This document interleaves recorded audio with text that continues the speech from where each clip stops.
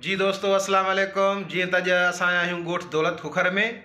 हिकिड़ो स्कूल आहे, असांजो प्रिंसिपल साहब उन सां अॼु मुलाक़ात थी आहे। असांजो ॿियो उस्ताद आहे रांझन अली सियाल साहब। उन खां तालीम जे हिसाब सां शागिर्दनि जे हिसाब सां का ॻाल्हि ॿोल कंदासीं, इंट्रोडक्शन कंदासीं। अदा रांझन अली सियाल साहब, कीअं स्कूल जो मतिलबु हिते माहौल आहे, छोकिरा घणा आहिनि, पढ़ाई हले थी, काई क्लास ताईं तव्हां हिते पढ़ाईंदा आहियो, उन जे हिसाब सां थोरो असांखे ॿुधाइजो।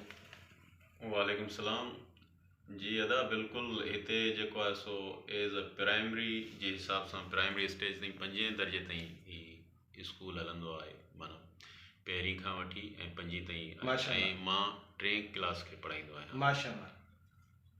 त सुबुह जो असेंबली थींदी आहे 8:30 बजे तारा, ऐं उन खां पोइ जेको आहे सो सभु ॿार पंहिंजी क्लासनि में वेंदा आहिनि। माशाअल्लाह सभु उस्ताद महिनत सां ऐं लगन सां पढ़ाईंदा आहिनि, ऐं 250 खनि ॿार हिते ईंदा आहिनि। माशाअल्लाह, बहितरीन बहितरीन। ये सभु ॻोठ जा ॿार आहिनि जेके बि आहिनि 250 तक़रीबन?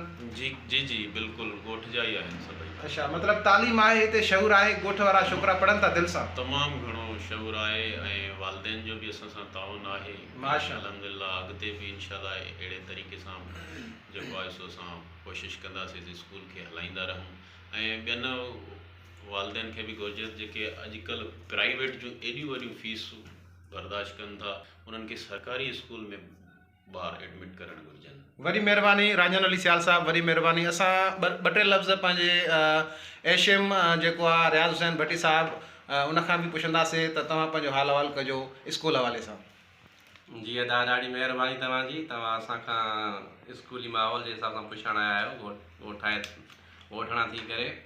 असल में इहो असांजे स्कूल में जेको माहौल आहे ॾाढो सुठो आहे, पर असांजे ॻोठ जा जेके माण्हू अक्सर आहिनि त ॿारनि ते फोकस नथा कनि। पंहिंजे माण्हू जेकॾहिं असां सहकार कनि ऐं पंहिंजे ॿारनि खे तयारु करे स्कूल मोकिलिनि त ॾाढो सुठो थींदो। जीअं त प्राइवेट में मोकिलिनि था, ख़र्च बि कनि था, ऐं गवर्नमेंट वारे स्कूलनि में मोस्टली ताउन नथा कनि।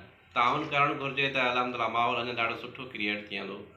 असां चाहियूं था त जीअं तव्हां ॻोठणनि सां मेल जोल कयो था, या तव्हां बि ॻोठणा आहियो, उन्हनि सां मुलाक़ात कयो, असांजी बि मुलाक़ात करायो, असां उन्हनि सां पाण मिलणु चाहियूं था। काफ़ी नोटिस बि असां चऊं था त ॻोठणनि खे मोकिलियूं त जीअं पंहिंजा वालदेन पंहिंजे ॿारनि खे स्कूल टाइम ते मोकिलीनि, ऐं कुझु ख़्याल बि कनि पंहिंजे ॿारनि जो। इल्मु जेको आहे ॾाढो ज़रूरी आहे, इल्मु खां सवाइ इंसानु जेको आहे कुझु बि न आहे।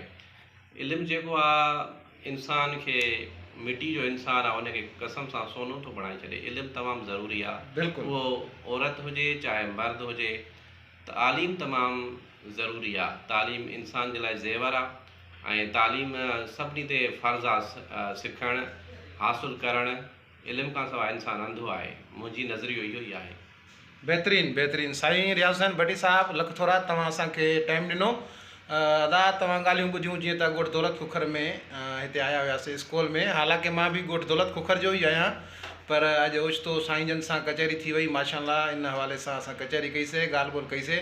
साईं असां सां वेठा, वॾी महिरबानी साईं, तव्हां असांखे टाइम ॾिनो। लख थोरा, वॾी महिरबानी।